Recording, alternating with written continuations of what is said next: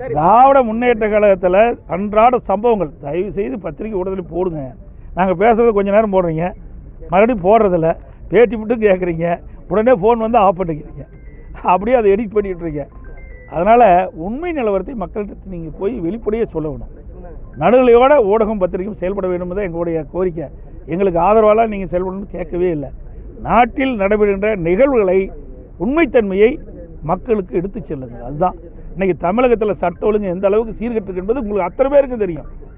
இன்றைக்கி பள்ளியில் படிக்கிற சிறுமிகளுக்கு கூட இந்த ஆட்சியில் பாதுகாப்பு கிடையாது.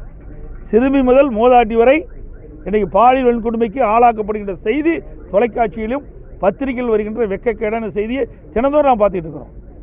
இந்த ஒரு வாரத்தில் மட்டும் ஒரு 3 செய்தி வந்திருக்கா இன்றைக்கி பத்திரிகை ஊடகத்திலையும் பார்த்தேன். அவ்வளோ மோசமான ஆட்சி. போதைப்பொருள் நடமாட்டம் அளவே இல்லை. எல்லாம் கஞ்சா போதை, எல்லாம் அருவாளை தூக்கிக்கிட்டு வீதியில் உலா வர்றான்.